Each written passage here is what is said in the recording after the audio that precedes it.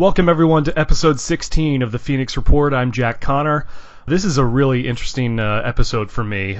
If you go back and listen to episode 6, I believe it was, with my buddy Glenn Mungo, he was the drummer for Lives Page, my band from college. This kind of touches on that, and I mean I can, if you listen to that has a lot more details about this particular time. But I want to take you guys back to August 2005. As I mentioned in the episode with Glenn, we were on, the first tour that we ever did. We went up and down the East Coast. It was about 10 days. And at one point, we got to play a show in New York City, in Greenwich Village, at this club called the Lion's Den. And, Glenn kind of ended up booking the tour, so I don't remember how he found these bands or put the show together. But it was us and another band from the area called Last Day Alive. And we ended up playing a show that night at the Lion's Den in Greenwich Village with these two other bands, from the area. One was called The Consequence, and the other was called Phase 9. And my guest today was one of the guitarists in that band. Phase 9 was around for a few years, based out of Valley Stream, Long Island, New York. I believe in 2006 they signed with Capitol Records, but they split soon after that. Later on, some of the guys in the band went on to start a new band called End the Stars. It was Anthony, along with drummer Nick Carbone, guitarist and singer John Socolo, and they later added a guy named Matt Chiarelli on bass. Later, John, Nick, and Anthony went on to go found a production company called The Force, which they still operate today. Their original band, Phase 9, was I was just immediately impressed with when we went and played the show with these guys. It was just really, I mean, more than anyone else, that I had, more than any other band, I should say, that I had, opened with during my first band, Lives Page. These guys really stuck out to me, and I think, I think Glenn had kind of gotten to know these guys, from talking to them, because Glenn was from Long Island as well. And I kept in touch with Anthony as well as their singer Kenny over the years, and it's crazy how a bunch of guys that I met 10 years ago, I still listen to their music from back then, and it still holds up. I just really admire these guys as songwriters, and later what they're doing now with producing. And I was just talking to Anthony last night on the phone. I guess they're getting into film production now, and just a lot of other things. So I'm not going to go on too much longer. I'm just going to welcome to the Phoenix Report, Anthony Natoli. Thanks for having me, man. This is cool, man. I just, I love, that's one of the things about doing this podcast, being able to catch up with you guys after all these years. Like I mentioned there, like I'd been a fan of you guys' music for a while, just, ever since playing with you guys all those years ago. And it was, obviously, how it is being in bands. You end up playing with a lot of other artists and everything, but you guys really stuck out to me, and just the songs really hold up. So I just, definitely want to let you guys know how, how awesome you guys were, and how, and how talented you guys still are and continue to be with all the other projects that have happened after that. Thanks, man. Yeah, it's been a wild journey. We definitely have evolved into a lot of different forms over the years, but I've enjoyed every single one of them, whether it was even being a fan of what came before Phase 9, which Nick, Johnny, and Kenny were a part of that band. I was a fan of that then too, and I that evolved into Phase 9, which evolved into End the Stars, which became The Force. So it's been an interesting growth, and we met so many cool people on our journey that it's been hard to keep up with everybody. Even just being able to do this has been difficult, but I'm glad we're getting the opportunity to do it. Well, definitely, man. I know how busy you are, and I appreciate you taking the time to talk to me like this. Busy is bullshit, man. You make time. You got to make time. Well, I appreciate it, man. I know you're all the way up there in Long Island. I'm down here in Orlando, but I'm glad we're able to connect. And it's just crazy because we only really played that one show together, but I really appreciate how we've been able to stay in touch with all these years, and I've tried to follow you guys. You guys really made that much of an impression on me, so I'm glad that you're able to do this.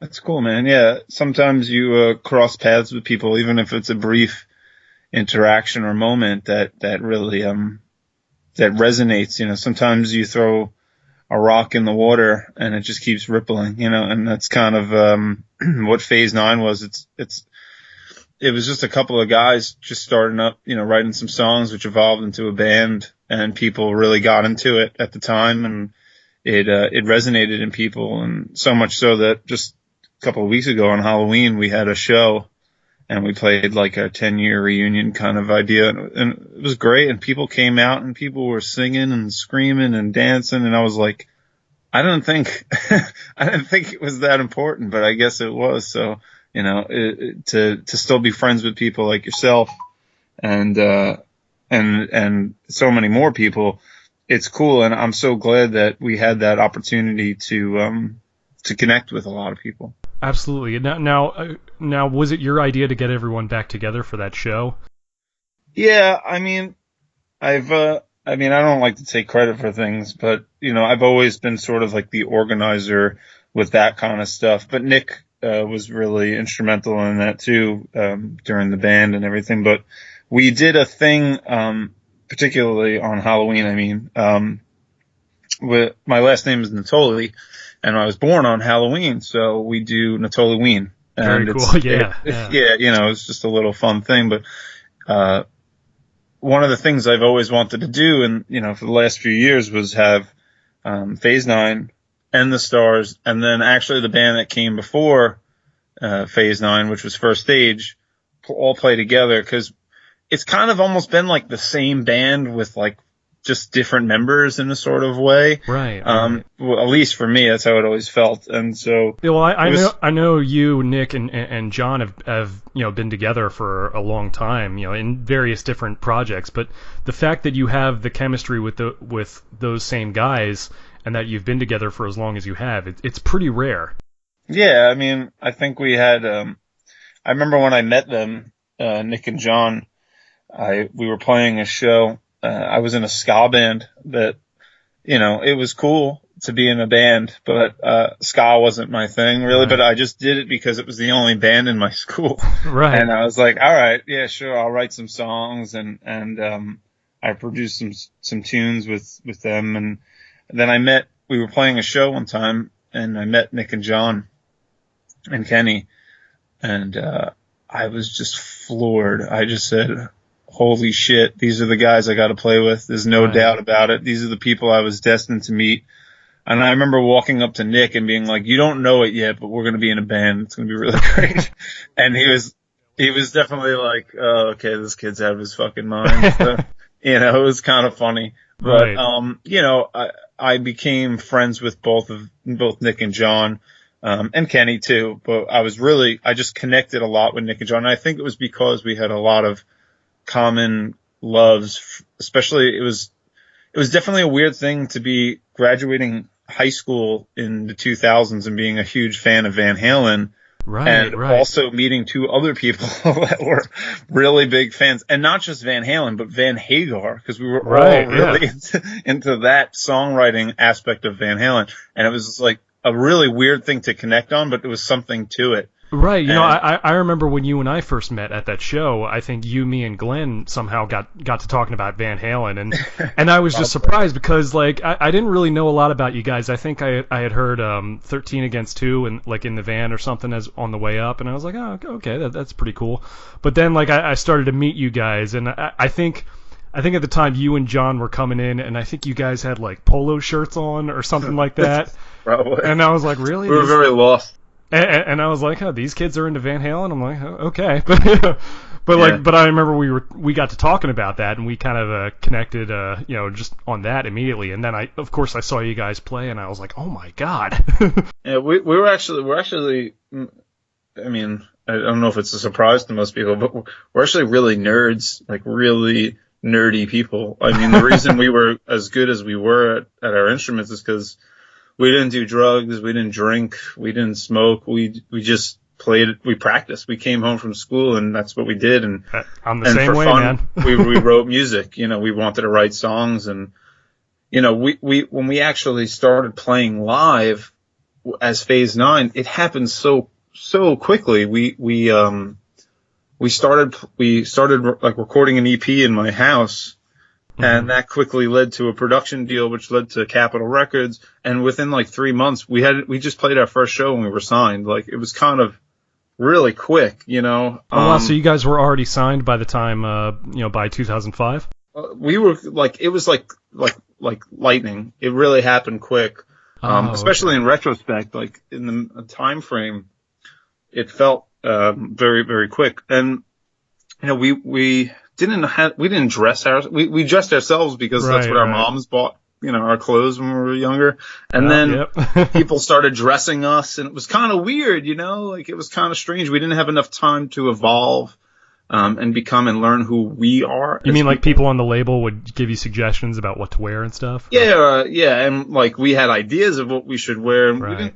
I guess we were just so young. I mean, we were right. really, really young. So if we were wearing a polo and playing really heavy music, it was definitely because we didn't know what we were doing. Right. No, I But mean, you that know, was just, it's one of those funny things that kind of stuck out to me for no, some but I love reason. that. You know, like it's humorous. It's great to look back and to laugh at Well, ourselves. definitely. I mean, I honestly, I mean, because I kind of grew up the same way, just really being into music and really being into like older music, older than most kids my age were into as well, and just not necessarily dealing with drugs and alcohol and that whole thing. I was probably like the only guy on that whole tour who wasn't drinking. So guess who had to drive the night after that show? By the way, that was fun. Yeah. Yeah.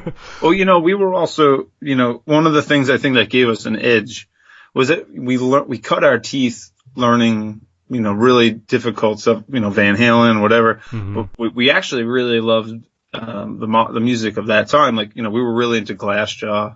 They were from Long Island, and we used to just like go to open mic nights and play to practice.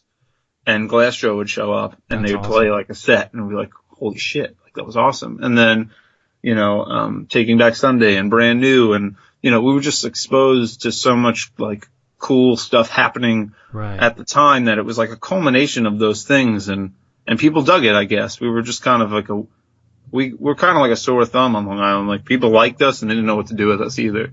So we kind of just started building our own fan base and our own audience, and you know, that's what it was about at that time, was combining what we had learned being young musicians and learning how to play, and then writing songs that connected with people today.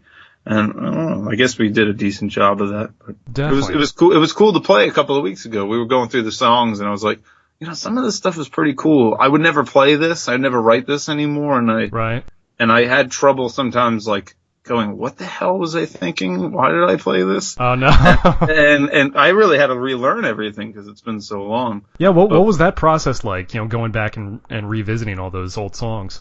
Well, it took about 2 weeks just to find all the music because I haven't had a Wow. hard drive with that music on it in like 5-6 years. So I had to like hunt it down. And then once I got it, I just started playing, and it came back pretty quickly. But I mean, it was a lot to practice, especially for Nick and John, because they were playing in 3 different bands, full sets. Right. So it was a lot. But we had a great time, and it was cool. Everybody getting together again and throwing down was a lot of fun. So, I mean, was it awkward at first, getting everybody together? I mean, John, Nick, and Kenny and Lauren, just all in the same room? Because, had you guys, like, kind of, like, all been together, in the same room before that? Or No. what was that like? No, none of us were, I mean, maybe, like, I would see Kenny at a party or here and there, or I'd bump into Lauren or something like that over the years, but not all 5 of us in the same room. But I mean, I think when you're young, you're very, you got your ego, and you still got your ego today, but Mm-hmm. at least you're aware of it now, and you're able to just put that stuff on the side and focus on what's important, which is the connectivity, being in the room and listening to each other, and that's what we kind of gravitated towards, I think. And we only practiced once, and then once we got on stage, it was like it was kind of weird, man. I felt like, I said it on stage, but it was something like, I felt like I was, when you say, oh, I wish I could go back to high school with everything I know now. Right. It was like that. I was in a body that was not mine anymore. Like I was just That's crazy. watching myself play with all this new knowledge and stuff that I've learned over the years, playing those old tunes. It was like a new animal. It was really cool. It was really exciting and nostalgic, and we had a blast. We all had fun. I mean, the whole room was on fire. It was great. People were having a good time, and everybody came up and was so thankful that we were able to put it together. And I'm just happy that we got to do it. It was a cool experience. That's crazy that you guys only had one practice and then just went and did it. Dude, we used to never practice. That's awesome. Yeah, I mean, like, people used to be like, oh, how often do you practice? Like, never. Once we learn the parts, as long as a month doesn't go by without playing them again, we got it. You know, it's like, yeah, I mean, Van Halen probably doesn't have to practice "Ain't Talking About Love" at this point. You know what I mean? Right. probably same exact thing. Sure. But that, I mean, it's funny you mention all these bands that you guys grew up with, and having been signed to Capitol at so young. I'm just fascinated because I don't live in New York or Los Angeles, and it's always fascinating to me how much location plays into the business, even still to this day, as connected as the world is. Do you think that, I mean, with all the rich music history that Long Island has, do you think that being located where you were kind of aided in terms of like the scene up there and getting discovered by Capitol? Do you think that do you think that you guys have definitely an advantage when it comes to that? It's an interesting question that you ask, because I think about this often. Even today, this question comes up. I think about it like this. There's guys that come from like the Midwest in the middle of nowhere, and they're hungry. They're talented. It could be a band, it could be a songwriter, whatever, producer, and or a filmmaker, who knows? And the thing that a lot of these guys have is they're hungry. They know what it is to starve. And I mean in the sense of not having, a town full of people that are trying to play music. When you live in New York, you can't turn the corner without bumping into another musician. That's just kind of what it's like here, because the population's so high and everybody's here for that. The biggest city in the country, yeah. Yeah. But what happens here is you're not hungry. You're very lucky. And sometimes you don't know how lucky you are. I think what our advantage was is we knew how fortunate we were to be. You don't get an opportunity to decide where you're going to be born. Right. So I knew that at an early age. Like, wait a minute, I'm really lucky. I was born in New York. I'm going to take advantage of that. I'm going to meet as many people as I can. I'm going to be social, and we took advantage of the opportunity. So that worked for us. But you have these guys that are so hungry, and they come to a city like New York and they kill it. And they're 10 times better than you are because you're not hungry. You're not hustling as hard as they are. And you see them rise very quickly, or they succeed very quickly. And so there's really no way to weigh it out and say which is more of an advantage. Because yes, the advantage of having New York City in your backyard is awesome, because I live about 25 minutes. I can jump on the train. I'm in the heart of Manhattan in like a heartbeat, Right. Whereas most people don't get that opportunity. They're trying to get here, but them having to travel so far or work so hard for it, it gives them an opportunity that's different than my opportunity. Does that make sense? Absolutely. So that hunger really can fuel something for them that I won't get the same, I won't get that same thing. So I can't say it worked against us either, like we got on. I remember we this is just to show you how crazy New York is. We started, John and I had become friends, and through AIM, which if anybody out there remembers AIM, Instant Messenger. AOL Instant Messenger, I hope so. But, we used to just like send each other ideas back and forth and write tunes. And Nick went to college. He went to Boston, and he was at Berkeley. And then we just started sending Nick stuff like, hey, you want to like try to write some drum parts to these tracks that we're writing. Also, I didn't know Nick was a Berkeley guy. That explains a lot. Yeah, he was like, Nick is the best drummer I know. There's no question about it. I've never met anybody with such a proficient level of everything, whether it's taste in playing or ability.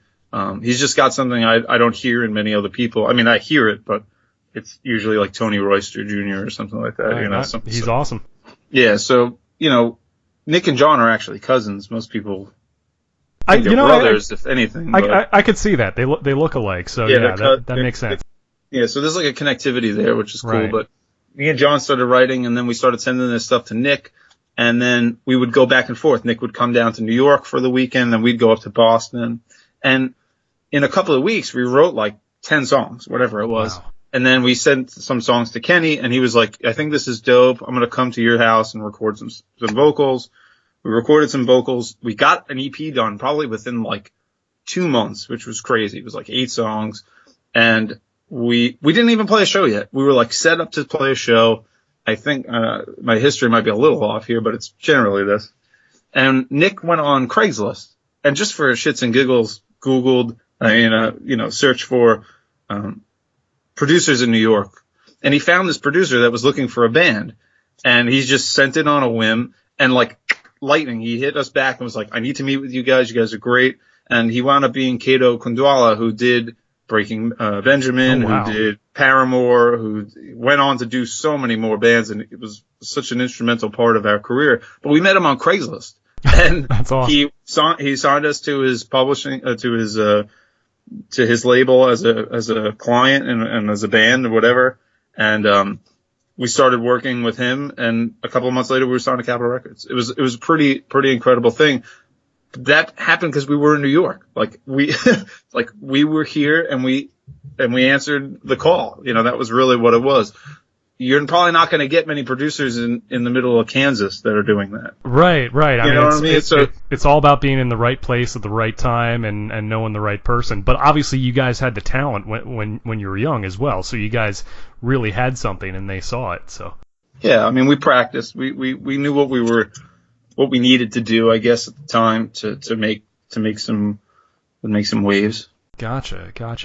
I guess, so, I mean, I never really understood, or at least I didn't get the full story about why the band ended up splitting up. Was it just like personal differences or just wanting to do other things, or, what can you tell me about that?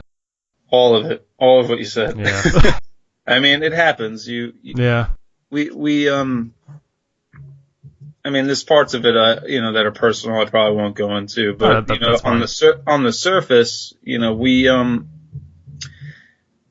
it's just hard because it's hard to put 5 people in the same room and have 5 captains. It doesn't work like that. Right. Mm-hmm. Nick, John, and myself, we just connected a lot. We had a lot of commonality. We had a lot of focus in the same direction, and maybe Kenny did too, and maybe Lauren did too, but for some reason it just started dividing itself. We would take 2 different cars, it would be Nick, John, and myself, and that's not a band. That's a band if you think about the word band, right? It's coming together. Right. And we weren't coming together, and it's a common tale, and things like this happen.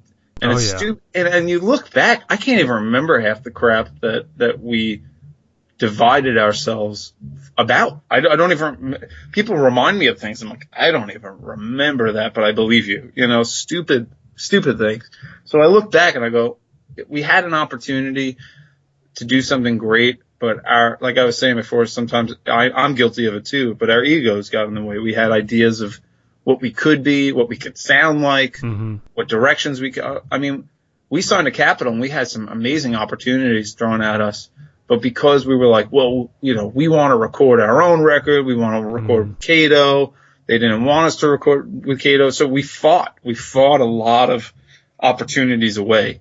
And it was because we were young and dumb. Really, that's the truth. A lot of it was, we say it to ourselves all the time. We look back and we go like, man, that was stupid. But right. That's how you learn. You look back and you say, okay, this is where I came from, and I'm here now. What can I do today to not make the same mistakes I made yesterday? And that's really what I look at Phase 9. I'm like, it's not that it was a mistake, but there were mistakes made within that time. And so to move forward, I try to take the wisdom and knowledge I got from that experience and transplant it to the next thing. Sure. It's, I tell people all the time, being in a band, it's probably harder than dating or starting your own business. It's like you're dating 5 people, or exactly, you're dating 4 people, or whatever, or something, whatever it is. It's so hard to keep it all together. So it's kind of cool that you guys are all able. I should say you're all able to get along now and look back on it and be like, what were we fighting about again? I mean, it was kind of funny because we had rehearsal a couple of weeks ago, and then we all went out to go get dinner. Went to the diner and just sat around a table together, and it was it felt very comfortable and natural, which was cool and familiar, and none of the division was at the table. It felt very unified. We were coming together, and we were experiencing that like we were 17 again, which was a very, very cool thing.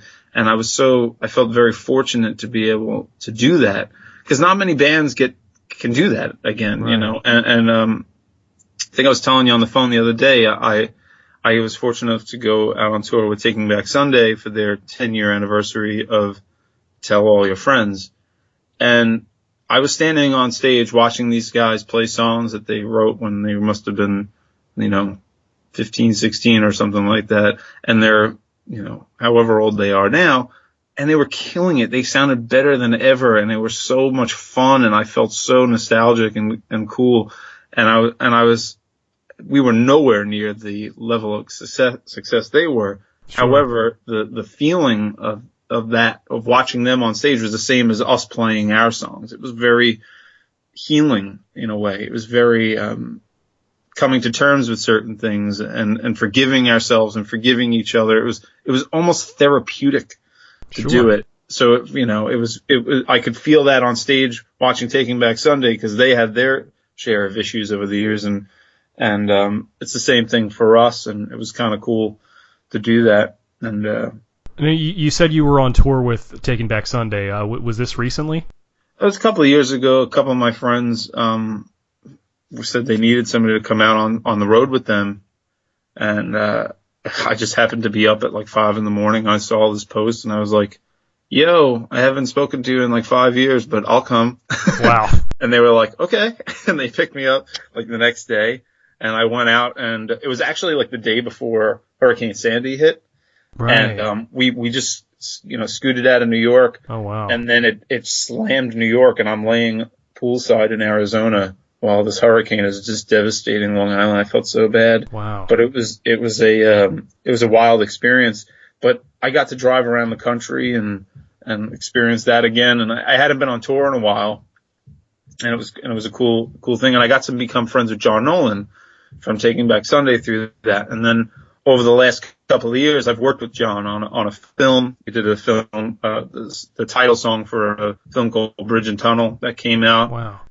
We did, we actually were pretty close to getting a Grammy nomination for Best Original Song in an independent film, which was wow, that's amazing. Unbelievable. Yeah, it was really cool. And I got to play with John on his like couple of solo shows, and, did a tour with him on that, so it led to, sometimes you just have to like take a chance in life and say, I'm going to do something totally different and out of the blue, or hit up somebody I haven't spoken to in a long time, because you just never know what door may open for you for doing that. And that's why I don't burn bridges. I stay in touch with everybody as best I can, and just try to be good and honest to everybody, because it just winds up coming back to you. Like, I mean, how often do you hit up somebody from 5 years ago that you haven't seen, and then they pick you up in a van and take you out on tour with a band that you kind of grew up being influenced by? Like, that doesn't happen every day.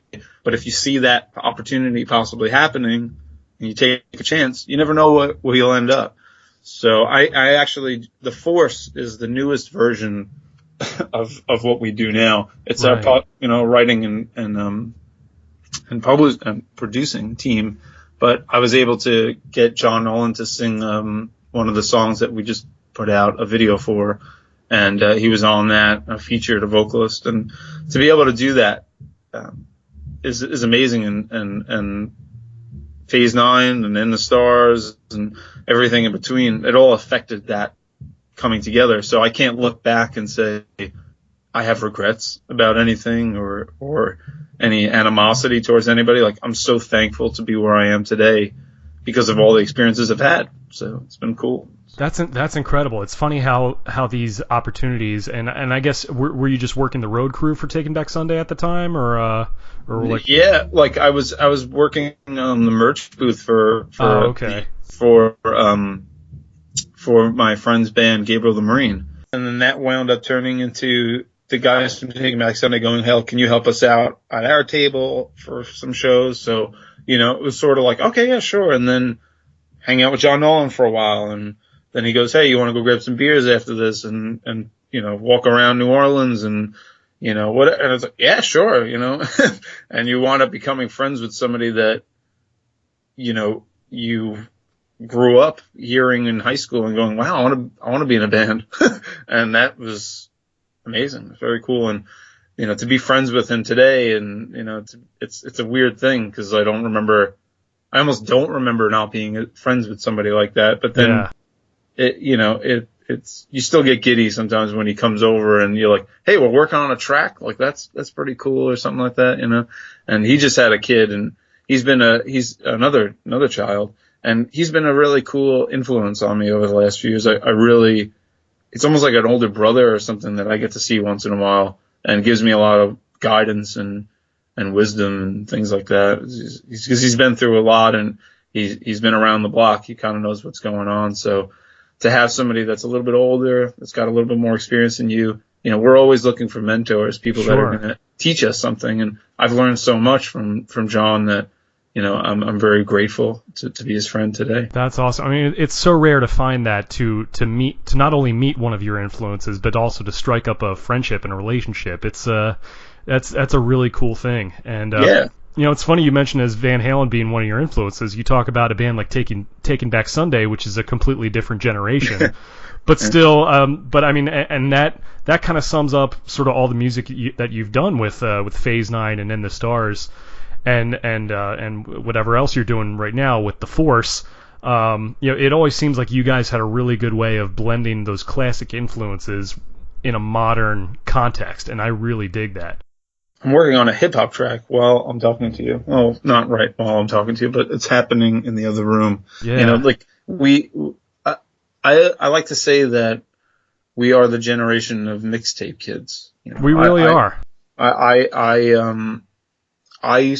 My neighbor used to come over, and he would bring over, like, his older brothers would make mixtapes and just make them for people. And oh yeah. It would have Run DMC on it. It would have Guns N' Roses. It would have Milli Vanilli. It didn't matter. It was like whatever. It's true.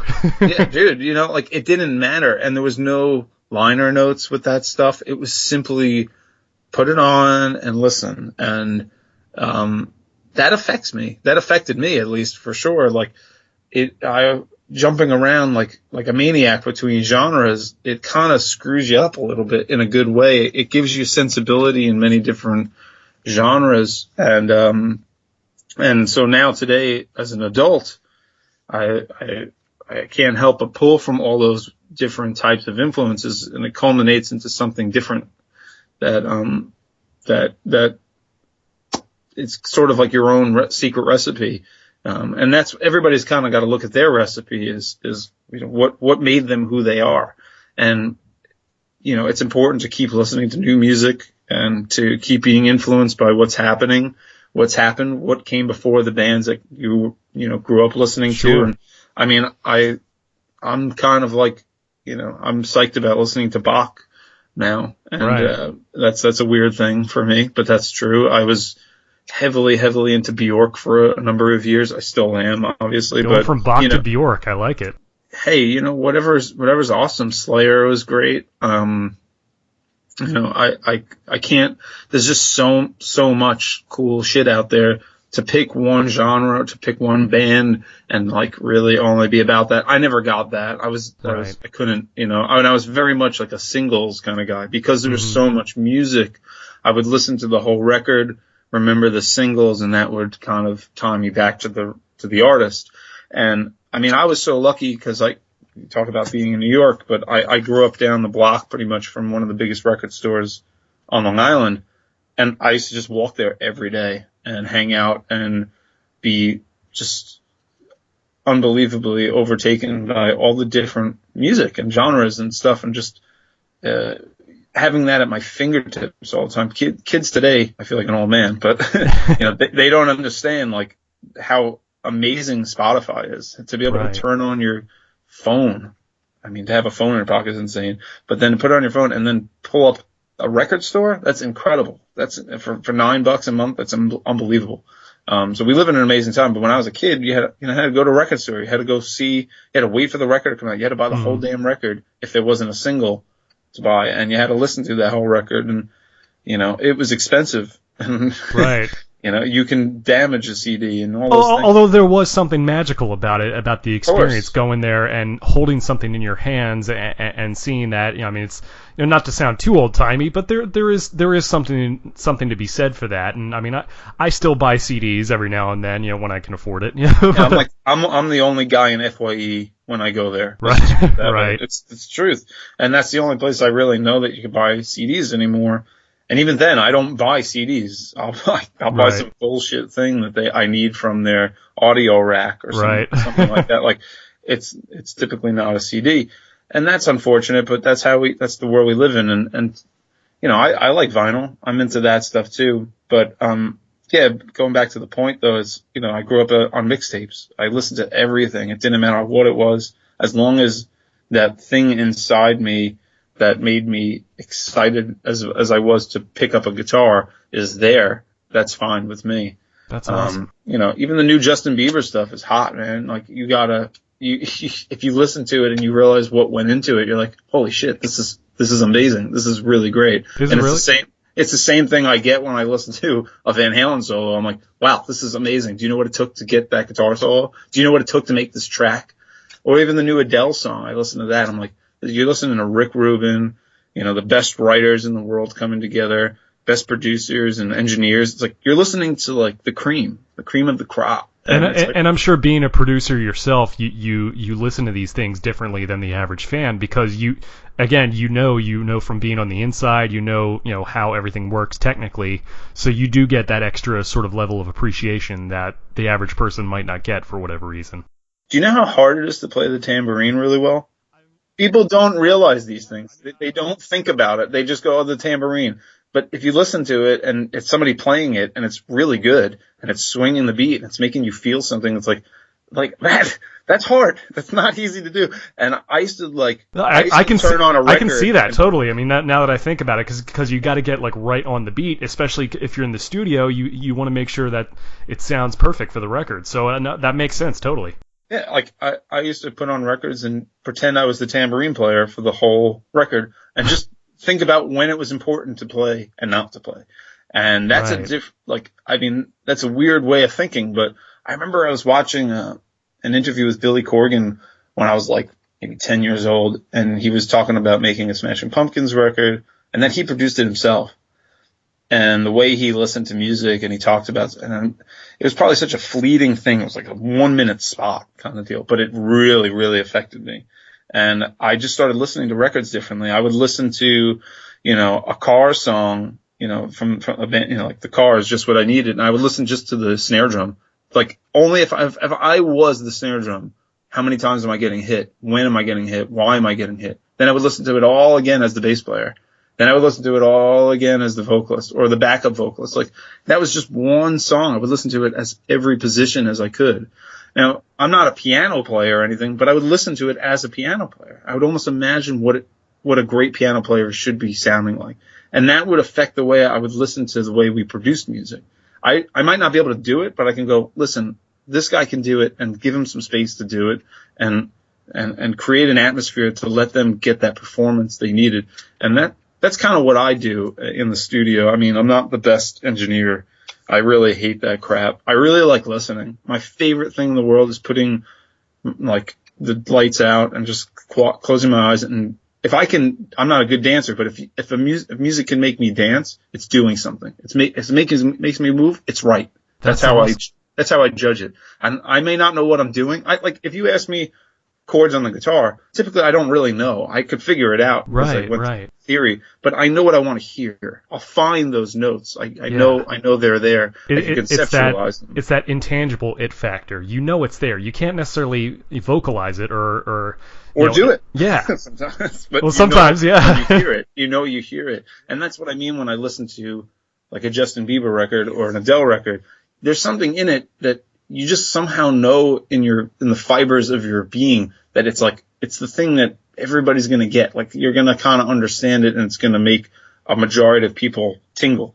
And there's something to exploring that, because it's the same thing that's in AC/DC, and it's the same stuff that's in Django Reinhardt. Like, there's something right about it that hits your nervous system correctly, and it doesn't matter, it's all, you have to remember, like, you learn keys, right? Your different keys of music will affect your psychology, right? If you're playing in E minor and you're playing in E flat minor, they're actually different animals. Although they're kind of in the same world, they're different animals, and they have different emotions. And so some bands play in certain keys, some play in different speeds, different time signatures, and all of that stuff, it kind of matters to understand it to some degree. I'm not saying you have to become a musicologist or anything like that, but these young guys that are producing, some of them don't know anything and it's working to their advantage. And some of them don't know anything musically and it's working to their disadvantage. And there's no real right. What my point is there's no right or wrong. There's no good or bad to me with music. It's just like, if it's good, it's good. If it makes me feel something, then I'm gonna listen to it. And that's how I've always kind of operated. I didn't really care where it was coming from. There was no discrimination as long as I felt good about what I was listening to. And when I met Nick and John, I said the same thing. I was like, oh, these guys, it resonates. It's like harmony, that's what it felt like harmony. That's so cool, man. I mean, and that's so refreshing to hear that you have that open-mindedness. And because I remember being a kid and listening to, like really getting into hard rock for the first time and just like kind of listening to all the different instruments and not necessarily to that level of detail, but still like kind of recognizing where everything was and being able to visualize it in my head. I mean, I've never been a producer myself. I mean, and I certainly don't know anything about engineering. I wish I did, because it would be so useful to get to record at home. And I guess I get a little intimidated by it, because it's almost like learning another instrument. But it's still, it's amazing to hear that level of open-mindedness as far as stuff like that, and just not worrying about, oh, this is what's cool or not. It's about how it makes you feel and how it connects with you on that level. I think that's very refreshing to hear, because there's so many guys who are just very snobby about it, and I don't pick up on that from you at all. I don't wear badges. I never did. Like there were kids that I knew growing up that would put a patch on their backpack or jacket and rep that band. And some part of me wanted to be that, but I could never do it, because I was just like, yeah, but I'm sorry, but I really like Alanis Morissette too. I can't just put a Slayer patch on my arm and be that guy. And the guys that would do that would go so deep into that stuff that they got blind. I felt like they were blind. Like they were listening to Slayer exclusively. Yeah, and nothing else could be good. Yeah. And I was like, yeah, but I know in my heart that that's not true. I don't believe that, because Johnny Cash is cool. Everything is cool. There's something cool about everything if you look for it. And my grandmother, she just passed away a couple of months ago, but she had this beautiful filter on, as I like to say, where she was able to see the beauty in the world. It was like there was no negative. There was only beauty. There was only positive, and she saw that in people and things. And I feel like maybe I was fortunate enough to get a little bit of that, because I never looked for the bad. I always looked for the beauty of music, whether it was some punk band that I couldn't understand the lyrics, but the drummer was going crazy or something. I was like, wow, that guy's amazing. That I'm not into that, but I like that. I like that he's enthusiastic about that. I can appreciate that. And there's the respect level too. Totally, man. And it makes you would you rather be, a Phillips head screwdriver or a universal Swiss Army knife? That was my question. I was like, I want to be the Swiss Army knife. I kind of want to be able to kind of be a part of whatever comes my way. if a hip hop guy, team or something came up to me and said, "Oh, we want to work with you on something," I'd be like, "Cool. I have some references. I was into some hip hop, and I listened. I've dived into that genre, Well, my Van Halen is going to affect that. My Sade is going to affect the way it all affects something. And I've always looked for other people along my journey that see a lot of those things and can be open. John just came over before, and typically we'll get together and be like, "Oh, did you hear the new, track from this person?"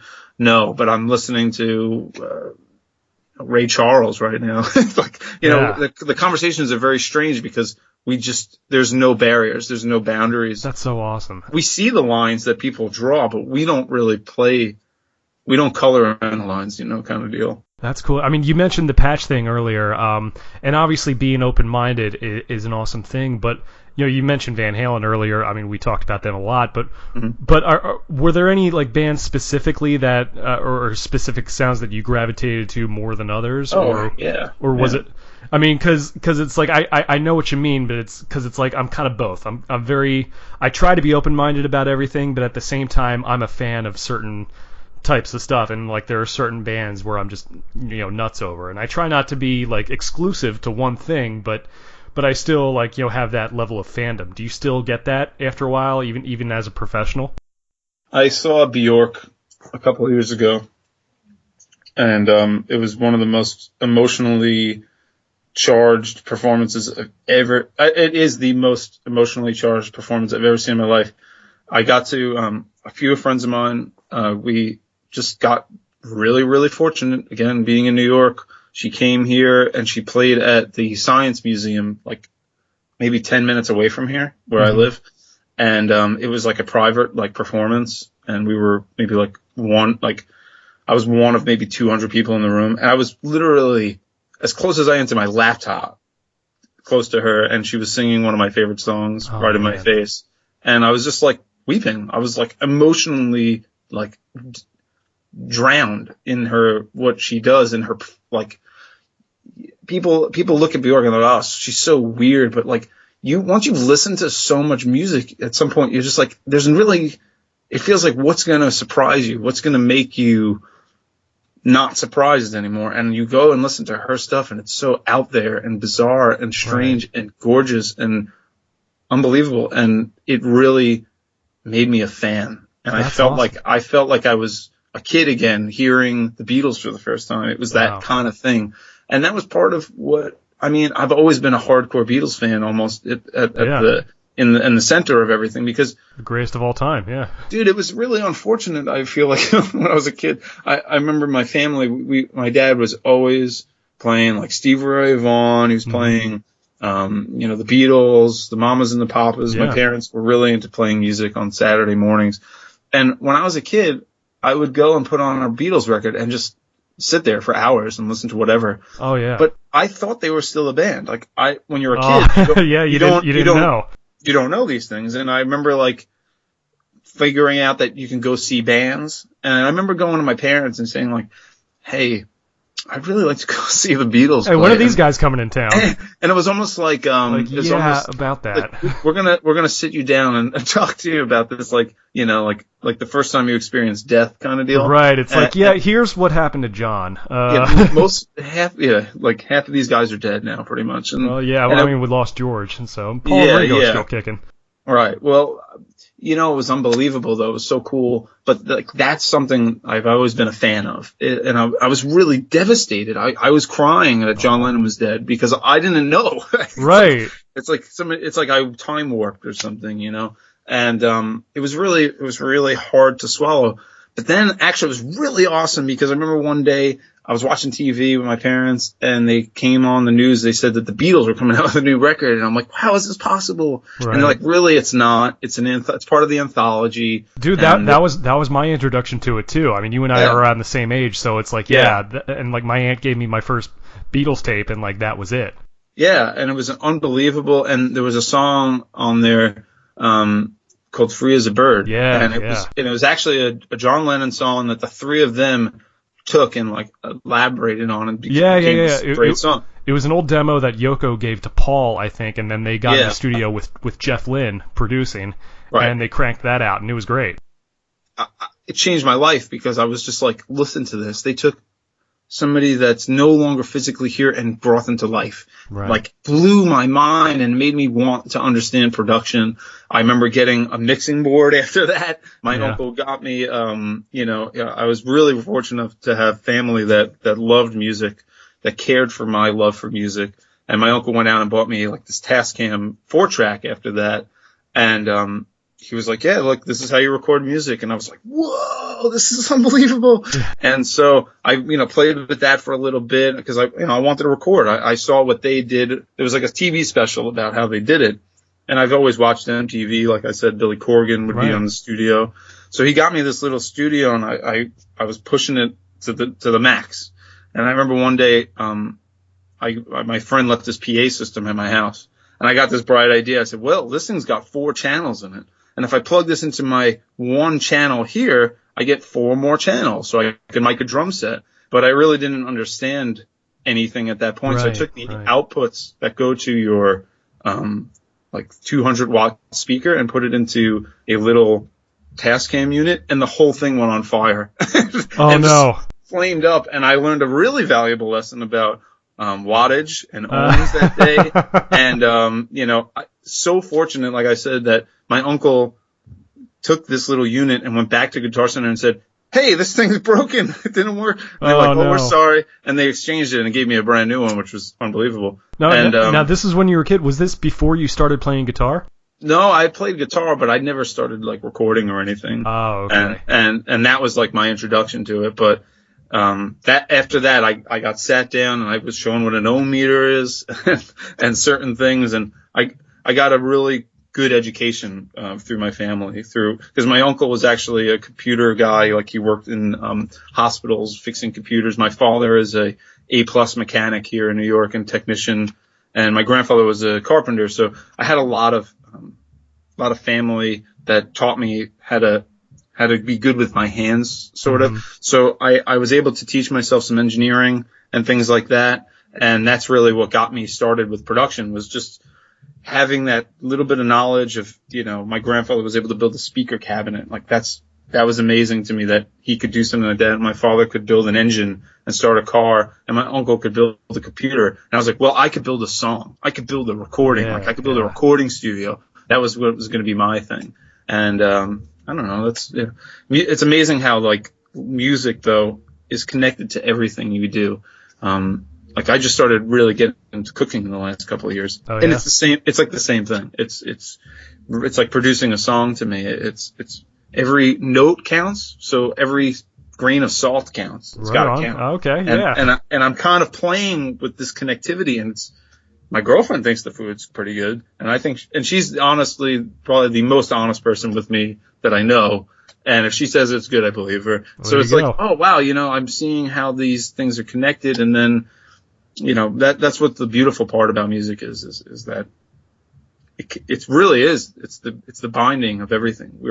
We're making music right now. You and I speaking. We're using our voices. I hitting like notes. that. It's the truth, though, right? You know that. That it is. Everybody has music in them. They either listen to it or they're creating it. Or, whatever. So it's one of those common threads that attaches everything to me. So anytime I'm learning something new, I go, all right, how does this relate to music? I've been shooting music videos and doing audio and doing video production, and I'm seeing a lot of commonality there. So it's been an incredible journey. I'm excited to see where it takes me. That's awesome, and you're in a very fortunate position to be able to do that and make a living, really making music, which is a tough thing to do nowadays. But it seems like you guys are able to do that with the Force. Tell the listeners here, something about the Force and what you guys do, and some of the clients you've been working with. Yeah, well, we write and produce music. That's just really me and Johnny just signed to Amalgam Publishing. They're probably the biggest international publishing company in the world. And really cool story, actually, real quick. But Jason Jordan, who's the president of the company, was the president of Hollywood Records back when we were Phase 9. Oh, wow. He was going to sign Phase 9, but we for whatever reason, went with Capitol. But I stayed friends. We all stayed friends with Jason over the years, and he was really a big fan of our writing and our production. And so over the years, he's just given us a lot of opportunities to work with different artists. He would always send us, even if they weren't going to do anything big, somebody that we can practice working with. Because, a lot of this stuff is you write 100 songs, a year, and maybe one of them is really great. And then the next year you write 100 songs and maybe 2 are great. That's kind of like how it works.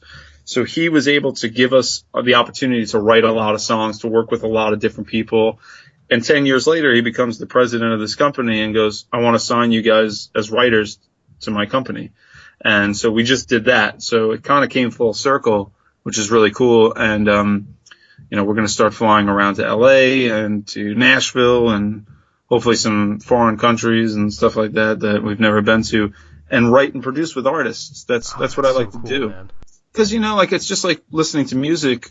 You can pick up any record you want and dive into it. It's like you might meet somebody that's a totally different kind of artist than you are, but somehow the recipe that you guys come up with together cannot be replicated because there's only one of each of you, So to work with so many different people is a great opportunity. So that's what we do. We work on other people's projects.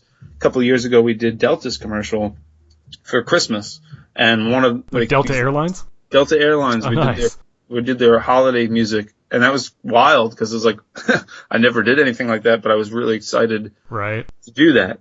And then the next year we did a big project was the film. We did the score for part of the score for the film, and amazing opportunity. And we've had songs that were on like X Factor in Germany, and we actually just had a #1 song in Japan this year. Wow. Which was an amazing thing. It was the title track of some J-pop's, record out there. And I've never thought in my life that I would have that opportunity, but that came from writing. Yeah, it was cool, man. And people look at it and they go, oh, it's amazing. I hustle, man. I'm working hard. It's not something that like, there's days where you're not sure when the next check's coming. But then it comes and it's like, okay, cool, I'm good for a little while, but I got to keep moving, I got to keep hustling, because 9 to 5, a lot of people, that's a fortunate opportunity every 2 weeks to get paid. That's not how it works for musicians. You have to really learn to budget yourself and be frugal with your money. So it's a blessing and a curse. Well, I mean, I give you a lot of credit for doing it. I mean, it's definitely not something I would be able to do, but but I really admire what you guys do as far as production goes, and it's really cool to see that there's some success being gotten out of that, because I mean, as good as you guys are, it's still a very unpredictable business. So I'm definitely glad that you guys have had the fortune of all the success you've got. You've certainly earned it, but still, it's always cool to see that, to see good things happen to good people. Yeah, man. It's an opportunity that I don't take for granted. Let's just put it that way. How are we doing on time, by the way? I don't want to hold you up if you got something. Yeah, we could do a couple more questions and wrap it up if you want to. If there's some that's been pressing on you. Well, I mean, there's so many things, and I'm glad that we're getting. Start throwing them out. We'll try to rip through a few more, and then my battery's gonna die on my laptop. Okay. Because I'm hiding in another room, but we'll go for it. We'll go all right, man. Sounds good. Now, how old were you when you started playing guitar? Well, my uncle is a professional guitarist. He's been playing since he was 5, and he thought it was a good idea when I was about 4 or 5 to get a guitar for me. So I started playing the guitar kind of when I was like 4 or 5, but I actually knew really early on that I wanted to write songs. Like that seemed to be more of what my goal was. So I learned to play the guitar out of necessity, and once I learned like a few things, I just kind of stopped taking lessons for a while, and I started playing the drums because I was like, well, I don't know a drummer and I want to record some songs, so I'm going to teach myself to play the drums. And then I wanted to learn the bass because it was important to have a bass and a low end, so I learned the bass. And just learning those 3 different instruments over the last 30 years of my life. I was just having a conversation with somebody about this today, but like I never master anything. I get really like decent at it, and then I kind of go like, cool, I have a new interest now. I'm going to learn how to there cook. you go. Like whatever it is. So, I mean, I've been chipping away at learning the guitar my whole life, and I still feel like I have so much more to learn and to go. But I started when I was 4 or 5, and it's just been a continuous gravitational pull towards it. It's my go-to instrument. It's the thing I like to write on the most. And it's a beautiful thing. I love teaching it too. I get the opportunity once in a while to teach classes or clinics or things like that. And it's such a cool thing because these kids come up and I'm like, wow, they're going to be better than me in a couple of years. I could just see it because they have what it takes.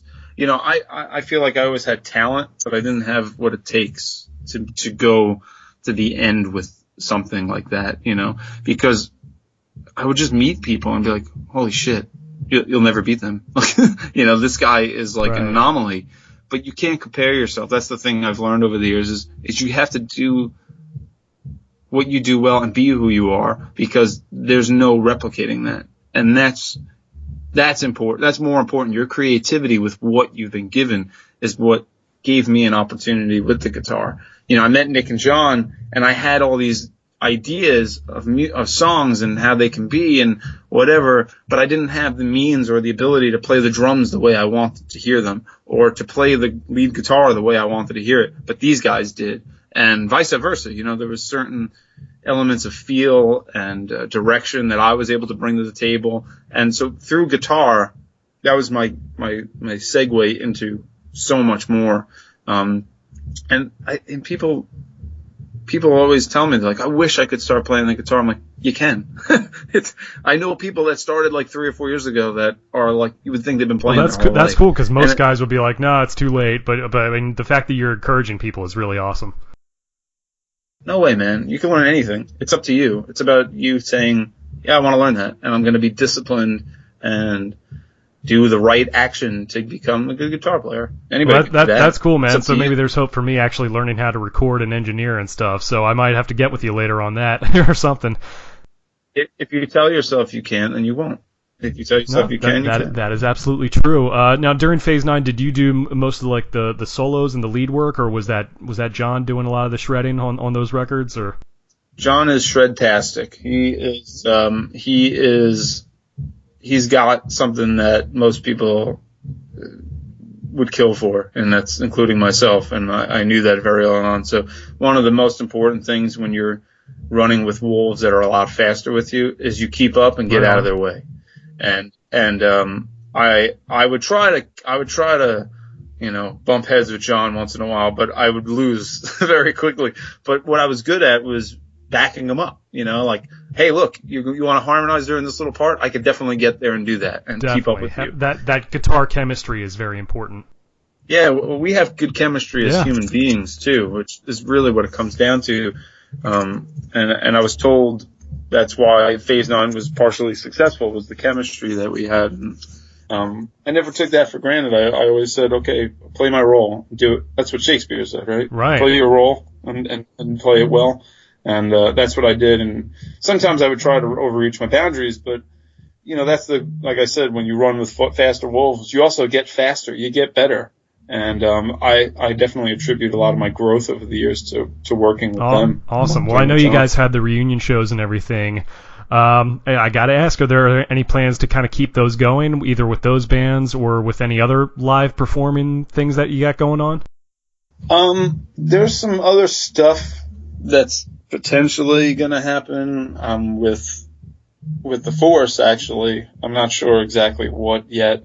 But as far as Phase 9 and the Stars or anything like that, there's nothing in the books. But if I think we're all in the same boat. But it's like if, I don't know, some crazy, awesome, cool band said, hey, you want to come out on tour and open up, we'd all probably do it, But we're not going to go out there and dog it and do what we did when we were younger. It's not conducive with what I'm doing today. Actually the show is really hard to put together because half the week I'm writing sessions with pop music, and then I'm coming home and then rehearsing, these metal parts and these heavy things. And I'm like, all over the place. I can't juggle Right. too much, you know. I was saying it yesterday. It's about refining as you get Sure. older, I think, and picking the roads that are going to be the most fruitful for you. If somebody came to us tomorrow and said that, like, hey, we want to play this Phase 9 for the show, we could probably just pick up our guitars and go do that because we've played this show and it's kind of refueled us for a little while, you know. But it's not something we're focused on. Gotcha. Well, that's good to know in case my band ever gets up to New York, and because I might be giving you a call then. All right, we'll see what happens. That's super rad, man. But yeah, I guess one final question. Obviously Sure. you're busy doing, doing producing and working on behind the scenes. Do you miss performing live, or do you prefer working in the studio than being on stage, or is there a difference in your mind? Performance always seemed secondary to me. I like synthesis. I like that moment of inspiration when you're sitting there and all of a sudden like this amazing idea comes to your head and it affects everybody in the room and you create. I mean, that's my favorite thing. Playing live, when I'm doing it, I'm like, wow, this is great. But everything leading up to it is just like dreadful for me for some reason. I hated rehearsing. I hated lugging gear around. That makes sense, because I've come across a lot of guys, who kind of feel the same way, and guys I've been in bands with who, I think, I don't think they mind playing live necessarily, but some guys are just, and very talented guys, very good players. Some guys, aren't necessarily as comfortable with the live crowds and dealing with clubs, and some guys kind of prefer being in the studio and doing that. So, I mean, I guess would that kind of be a fair way to describe your approach? I think it's just changed because I used to really like it when I was younger. When I was touring, when we had a van and trailer and the whole thing, like we had a lot of fun, man. I wouldn't trade any of that experience for anything. But now where I sit today, it's just not in the cards for me for that way. But I've actually been writing a lot on the ukulele. Really? That's been a lot of my inspiration lately, and it's such a cool thing because it's literally half the length of my arm, and I could go anywhere with it. You know what I mean? Like it's and it makes so much music and so many songs. And if we play as the Force, half of the songs are ukulele. It's like, all right, you want to play that? That's cool. There's a possible show with Robin Wilson of the Gin Blossoms coming up. Oh wow! And that'll be in our town over here, and we might be opening up for that. And if that happens, I'll be psyched about that. Now you say we, like which band or which combo? Nick, the Force, Nick, John, and myself. But that would be something I hope comes to fruition. Oh, okay. If it doesn't, I don't care either. I didn't know the Force itself was also like a band. Like you guys were putting out your own stuff, or. Yeah, we're not, but I'm kind of treating it like it is as an experiment. For the last year, I've been writing and producing one song for every season of the year that reflects it, and I've been doing that through the monk year of the Force. And I've been shooting a music video on my iPhone for each song. And it's just been kind of a fun, creative experiment. And that's kind of what we would adapt for a live performance for something. Yeah, it's just something different, because it's just like music. Like I can't listen to the same record on repeat. I have to go to something else after. Right. So we've done the rock and heavy stuff. Now I kind of want to go and explore a different aspect of creativity from us. Interesting, man. Well, definitely. I'll tell you what, Ant. I know you got. I know you're busy. You got a client right now, so I'm not going to hold you up. I definitely want to have you back on again because there's so many different things I want to get into, like your history and playing in bands and get into all this stuff, and I'm sure maybe once you have some stuff together for the Force, if that you want to come back and promote, I certainly want to have you back on the show again because this has just been an amazing conversation. Cool, man. Yeah, I really enjoyed speaking with you too, man. It's funny to put it all together and be able to listen to it in an hour-long conversation. It's pretty cool. Right. Well, I mean, yeah, I definitely know you're pressed for time, so I'm not gonna keep you for too long. But just one last thing, if there's anything you want to promote or plug or whatever, I mean, the floor is yours. Yeah, man. Actually, the only thing really is the videos I've been shooting. I started a website. It's iPhonemusicvideos.com, and if you want to go out there and see what somebody's doing with nothing, then that's the mantra there. Pretty much just I look around and I say everybody's got this amazing technology in their pocket, and they're really not taking it to the level that it deserves. So I started shooting music videos, and that's what I've done with it. And it's a different side of me and a different side of our team. So it's got to just be something that people take with an open mind. But if you want to go check out what I've been doing in the last year, I drove around the country for 4.5 weeks shooting one of the videos. I drove from Montauk to New York City in a day in a snowstorm with one of the other ones. Wow. Bunch of different stuff. Pretty ambitious kind of thing for me, but something different. So, yeah.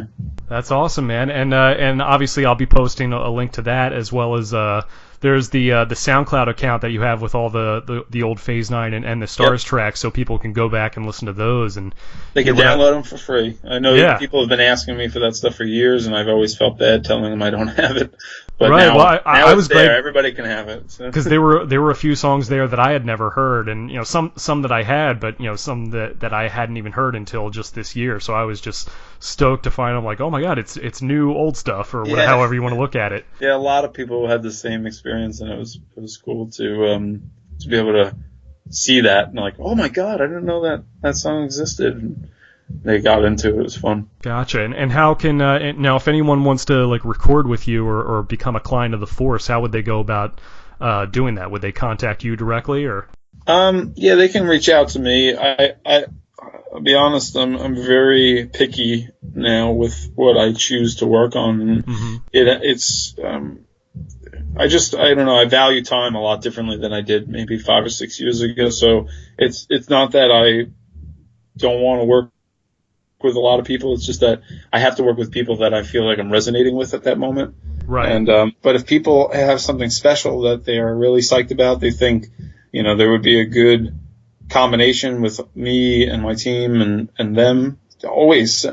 My thing is this: if you ask me to listen to something, I promise I'm going to listen to it, and I'm going to give you my honest feedback. I'm going to close my eyes and jump into it like it was my own thing. And if somebody, even if that helps them, I'm down to do that too. So Obi-Wan Natoli is my handle for most things, for Instagram and Facebook and all that crap. So you can find me some way through there and reach out for sure. Nice, man. Sounds good. I love the Obi-Wan and the Force connection. Yeah, I'm sure you can't wait. I'm sure you can't wait for the Force Awakens, man. That's coming up soon. You know what? Actually, on December 1st, I'm going social media blackout. I'm shutting down my accounts just because no I just spoilers. want to go see the film without any nothing. I don't know, man. I've been getting sucked into the world of Facebook a little more than I want to. I hear you, man. It's like corrupting my life, and I'm seeing how it's affecting other people. So I definitely don't want it to affect my Star Wars consumption. Definitely, and it's important. It's a crazy time right now. As we record this, this is. This is a time where the attacks in Paris happened, and so awful. it's a very, very tense time right now. So hopefully our little conversation is in a way kind of distracts anyone from all that. Anyone who's listening, we just want to spread positive vibes here. Absolutely, man. Yeah, people ask me my opinion. I go, I don't know if I quite have one because there's so many different angles, but it's nice to give people an opportunity to listen to something different or dive into something else for a little while. Definitely, man. Well, I'll be sure to send you some of my band stuff if I haven't already. So, because cool, you never know. But yeah, man. Sounds like you guys are doing great work with the Force, and I can't wait to hear more about what you guys come out. But like I said, I definitely want to have you on the show, go a little deeper into the history of all the bands, and I know you guys have a little connection to the Pretty Reckless as well. I didn't even touch on that, but that's got to be an interesting story, and I'd love to get the inside scoop on that. But cool, man. We'll do it again. Thank you for having me. I appreciate it. Anytime, Anthony. Thanks again for just taking the time, and good luck with everything else, and definitely stay in touch, man.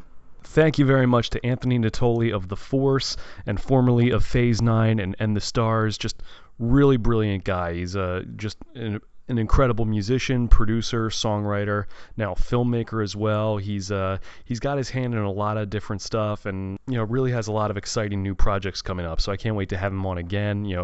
As soon as he has something new coming up, it's always something. But yeah, he's just a really creative, passionate person, and I thought it was just a great conversation. Like I mentioned in the podcast earlier, I found it just so refreshing, and to hear how open-minded and non-judgmental he is when it comes to music, and just his approach, I thought was very, very interesting. And he's a great person too. I mean, you can tell right away. And the music business definitely needs more people like him in it. If you get the chance, by all means, go to SoundCloud and search for Phase 9 and The Stars, and listen to some of Anthony's past work. You will not be disappointed. Well, I know it's been a few weeks since I've posted one of these podcasts, so I apologize for taking so long. I've just been incredibly busy with everything. I do have some upcoming events, upcoming Vertebreaker shows, I should say. On Friday, January 8th, 2016, our first show of the year, that will be at the Landfill Saloon in Melbourne.